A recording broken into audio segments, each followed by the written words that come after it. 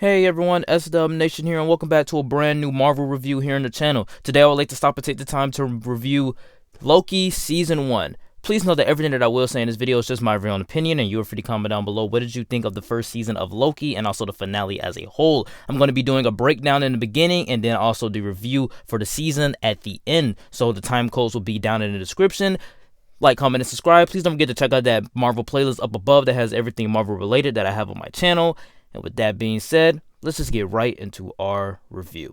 Also, spoilers for the finale. So we kick off the episode with a new opening credits, and I gotta say I love these opening credits. It was a montage of all of the film's dialogue. Like, we would hear Tic Tac from Falcon, we would hear I Could Do This All Day, you know, we would hear like all of these different lines from the different MCU films, and I really did enjoy that. And especially they had like the Cap and Peggy's, you know, Last Dance song playing in the background, you know, dun, dun, dun, dun, dun. Yeah, that song, they had that song playing in the background, so I really enjoyed this Marvel intro. Every time in these shows they have a new Marvel intro, and it's just great. Like, they have great Marvel intros now. I mean, the Marvel intro was always great. They just have great ones now.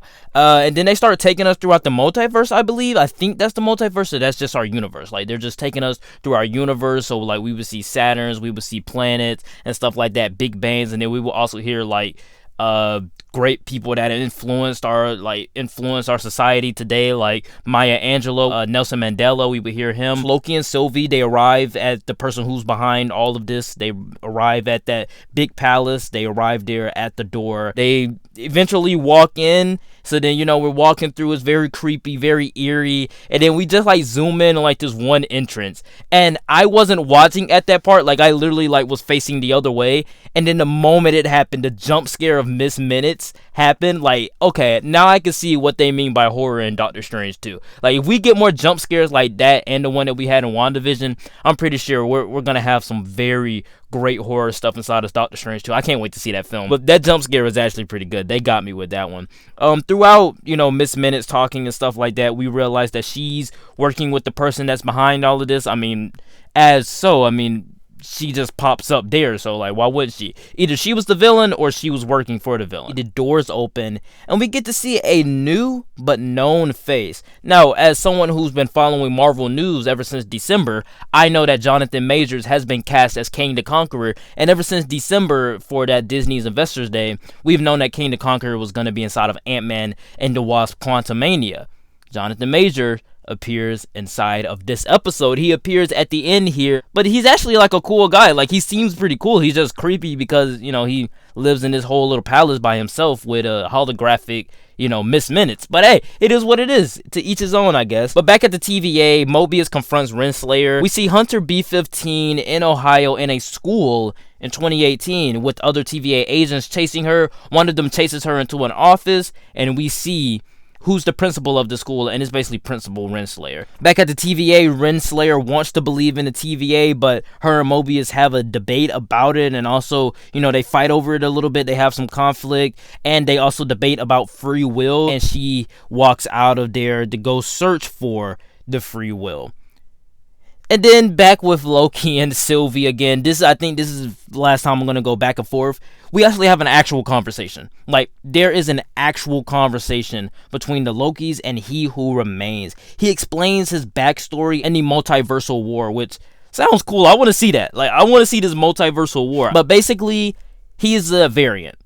And he comes from a planet and from a century, the 31st century, where everyone are variants. But they all live in peace. They all come through to each other's different reality. But as he explains, not every variant was as pure as he is. Not every variant is as pure of heart. Some variants believe that they should conquer worlds. Hence the name Kang the Conqueror, which Jonathan Majors is cast as. We know this. This character Jonathan Majors is playing right now is not Kang. It's He Who Remains. This is his own character. But since he has died, we're going to see multiple versions, all the different variants of Kang. We also get confirmation that the Timekeepers don't exist. All of this was just created by He Who Remains. He harvests Alliance powers to end the multiversal war.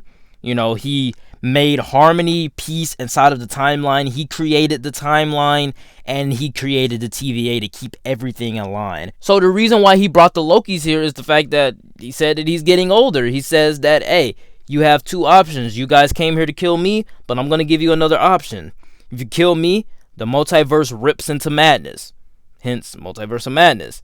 But he said, you could take over for me. You guys can rule this timeline and watch over the timeline, watch over the TVA, tell the TVA what to do and where to go at all times, and then you will be kind of like me. You can be like God of time, basically. But if you kill me, there's going to be multiple me's running around, multiple branches of reality breaking out. And then there was also like a creepy scene because we hear rumbling, and then it just stops for a minute. Like the whole episode just stops. They zoom in on Jonathan Majors' face, and then they zoom out, and then he's like, I told a story. I don't know what's going to happen. Like, I don't know what's going to happen anymore. And then the Lokis are like, okay, when did you find that out? And he's like, 7, 8, 9, 10 seconds ago. I don't know I don't know what's going to happen next. I only know from up to this point, and I don't know what's going to happen next. You guys better hurry up and make a decision because timelines are beginning to branch. So timelines do begin to branch. And, you know, the whole episode is just Jonathan Majors riffing as He Who Remains. And I did like his character inside of the episode. I just wish that we would have gotten a little bit more than just expository stuff. Exposition. I wish we would have gotten something more than just exposition, but I get it. This worked more as a TV finale than an actual, limited series finale as WandaVision was. So this one actually had another season coming after it. But I get it. They tried to go for the more traditional TV finale where you want to leave as many questions as you did with answers. But in the midst of all this, Sylvie just doesn't believe him and definitely wants to kill him. But Loki kind of does believe him in the sense. So it's like a kind of like a full arc of his character. Like Loki wants to believe this guy. He feels as though, hey, we can do something more. Like we can do something better. We don't have to kill this guy. Like let's do something more. We're always lying and deceiving and cheating. Like we're always doing mischief. But let's actually do something good for our timeline. Like let's actually do something for us for a change. But Sylvie doesn't see it that way. Sylvie begins to fight Loki because she believes Loki can't be trusted. And I didn't like Sylvie inside of this episode. I'm going to be honest with you guys. I felt Sylvie was like everybody. I'm pretty sure a lot of people are going to be defending Sylvie. But in my opinion, I just thought that she was no different than Peter Quill in Infinity War. She was no different than Monica trying to give Wanda sympathy inside of WandaVision. She was no different from Sam trying to give sympathy to Carly in Falcon and the Winter Soldier. So, I mean, she was no different. She does bad things. She did bad things, and you expect sympathy from her. But, I mean, I didn't like her inside of this episode. I just didn't. So, Loki tries to reason with Sylvie, and then the whole fight that they had, okay, it was cool or whatever. But they really got to work on Loki's power range because Sylvie... I get it, Sylvie's been on her own for years, but Loki is an Asgardian. Like, okay, yeah, he may be Laufey's son, but he trained with Asgardians. He went toe-to-toe with Thor. He took a beating from the Hulk. He went toe-to-toe with Captain America. And he doesn't do anything. Like, he loses the fight. His magic and power scale is so weak inside of this series. Like, apparently Loki said some very sincere things to her. I remember what he said, but... he said some very sincere things to Sylvie, and Sylvie just went in for the kiss. And I thought that was the grossest thing ever. I thought that was so gross because they are both Lokis. Like, they're Lokis. It's basically him, just a female version of himself. But she then, takes the pad from him and, opens up a portal and then pushes him through, and he gets right back into the TVA. We'll get into that later. And then she turns around, looks at He Who Remains, and kills him. But before he dies, he says, I'll see you soon, and he winks at her, and then he dies, and then Sylvie cries over killing him. I don't know why she cried. I think it's because it didn't really do anything. Like, nothing really happened because he died, because she thought that she was so sure that if he died, something would happen. But exactly what he said was going to happen, happened. The timelines began to branch. Multiversal war is about to begin. Her crying over his dead body was very reminiscent of Gamora and Thanos to me. Like, okay, I see what you're doing, Marvel. But the timelines begin to branch. The TVA sees it. So then we see Loki inside of the TVA. He's running across the TVA. He's looking around. And then he's just wondering, like, why is everything a little bit different now? But then he meets up with Mobius and Hunter B-15. And he tries to warn them about what's coming, about how scary He Who Remains is, how terrifying he is, trying to figure out, hey, everything that he said was going to happen is about to happen right now. A multiversal war is going on. We need to get everybody. You know, we just got to, we got to figure out something to do. And then Mobius and Hunter B-15 don't recognize him, which is kind of strange. It's like, okay, where did Sylvie send him? What TVA did Sylvie send him to? Or, like, what is going on here? What happened? Very confusing. And but then the ending shot is of Loki looking out into the distance, and the statues where the 3 timekeepers used to be at, it's now Kang. So He Who Remains isn't Kang, but that statue is Kang. So then we wait for the end credit scene, and the end credit scene is a confirmation for Loki returning for season 2. We're gonna get a season 2 of Loki, which is awesome. But it was already confirmed. That was just the basic walkthrough of the episode. Very expository episode, very exposition wise. What I say is my favorite finale, I'm gonna have to watch all the other finales of the shows before I can even make that suggestion. But off the top of my brain, I would say yes, this is the best finale of all of the MCU Disney Plus shows. But with that being said, let's just move right into our review for the season. And the good thing that comes to mind here is that Tom Hiddleston plays this role to perfection. I mean, even though Loki has died so many times inside of the MCU and keeps coming back, they find new ways to manage to make each incarnation new and its own character. Whereas this one, we deep dive more into the psyche of Loki and what makes him tick, and we put him in situations like he's meeting variants of himself, or like, you know, he's talking to Mobius about what he does and why he feels as though he has to be the villain because he is the villain, why he instills fear because he is weak. So I actually love the fact that they dove deep inside of the psyche of Loki and, you know, tried to make this more of a personal story about him, but also have an overall tone of this mystery variant killing TVA agents. And that's basically what hooked me for the show. That, you know, they described this show as being a crime thriller, a time-traveling crime thriller-esque show.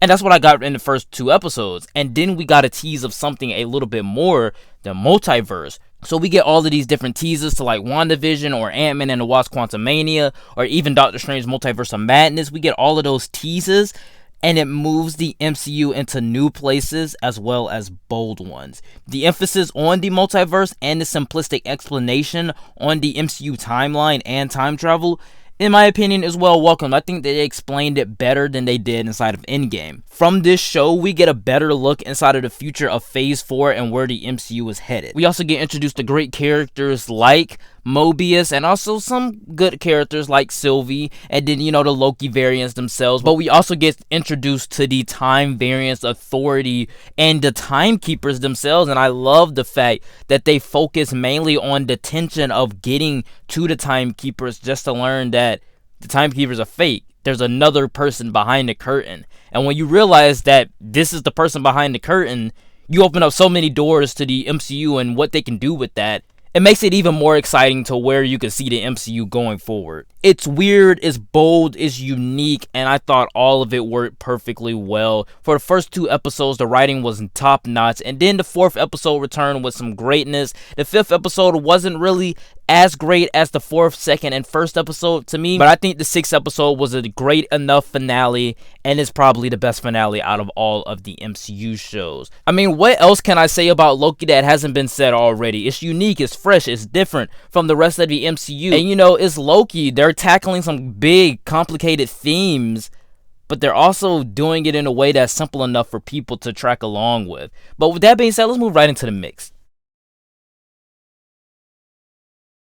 And the mix thing that comes to mind here is that Sylvie at one point was this cool, mysterious character that was a Loki variant, which turned out to be a pretty cool reveal. And then we moved into more of the deep understanding of the character with the tragic backstory of her being a variant because she was born as a female Loki. So I love that aspect. But then the finale didn't really do her justice. I think after episode 4, her character just went downhill. And even in episode 3, I didn't like her character that much. I didn't think that she had that much great chemistry with Loki. And that goes to my next point. The relationship between her and Loki wasn't that good. A lot of people are saying that I loved their chemistry together. Oh, they're so cute. I don't think that. I don't think that Sylvie and Loki are cute together. Number one, that's a Loki. Like, Loki is Loki. Like, Sylvie is a Loki. It would have been different if they would have had Sylvie be Enchantress or someone like that. But that's a Loki variant. And what I was predicting was that it was going to be Enchantress. But it's a Loki variant, so Loki is falling in love with himself, which is strange. And that makes him a little bit narcissistic. Now, in all honesty, I could care less what relationship Loki has inside of his own show. But for me as a fan, I gotta say, I didn't really like the relationship. I didn't really like their chemistry very well. In some scenes it worked, some scenes it didn't. It all comes down to the writing. And also the finale didn't really feel like an actual conclusion. Fairly though, because, I mean, keep in mind they are coming back for season 2. So I gotta understand that this finale actually tried to play as an actual TV finale instead of being one of the finales of MCU shows. It tried to go for more of that TV show finale, so like the heroes lose in the end, and then you gotta wait till next year to see the next season, or wait till the fall to see the next season. So I like the fact that they did that. It made it feel like an actual show. But I still wish we would have gotten a more solid conclusion, because even though I'm very excited for the future of the MCU, because this does set up 4 different MCU projects, it still kind of feels a little bit confusing, and it still kind of warrants a little bit more explanation. And my last mixed thing has got to go to Loki variants. Didn't really do much. Like, I wish that we would have gotten more of the Loki variants. It's not a bad thing, it's also not a good thing, but I just wish that, yeah, we would have gotten more out of the Loki variants. But the Loki variant that we did get a lot of was classic Loki, and I thought he was pretty good inside of this series. In conclusion, Loki may be the best of the MCU shows to me. I'm gonna have to rewatch them all now, but it feels very different to the rest of the MCU, but it is the one that does the most for the MCU. It introduces the multiverse. It has characters like He Who Remains, who eventually might turn out to be Kang the Conqueror. We also have, new characters like Mobius. We're introducing the TVA, the Timekeeper. Multiverse variant by still giving us core character development for Loki. And I love the fact that from the beginning of the show, we start off with our Avengers Loki, who just, rained terror on New York like a couple minutes ago. And we end the show with a Loki that is, if not better, than the Loki that we ended off with inside of Avengers Infinity War. And I just can't wait to see where the show goes with season 2. I can't wait to see how it connects into Doctor Strange, Spider-Man, or Ant-Man and the Wasp: Quantumania. And who knows what the future holds for the MCU now going forward, because this show brought on the multiverse. The multiverse is here. So let's have some madness. I'm going to give Loki an A and a 9.1 out of 10. I'm going to say actually check it out, because even though a lot of people might not was as excited for the show because it is Loki, because Loki came back so many times, makes it pretty redundant, like how I thought. It's actually a pretty great show. It's very cool, very stylish, and still has that MCU polish on it. Very nice. I would say check it out. Alright guys, that was it for my review. Please note that everything that I did say in this video was just my very own opinion. You are free to comment down below. What did you think of Loki Season 1? And what did you think of the finale as a whole? Like, comment, and subscribe. Please don't forget to check out that Twitter that's going to pop up on your screen right now. And also, don't forget to check out the Marvel playlist. That link is always in the description. Now, with that being said, I will see you all next time. Peace.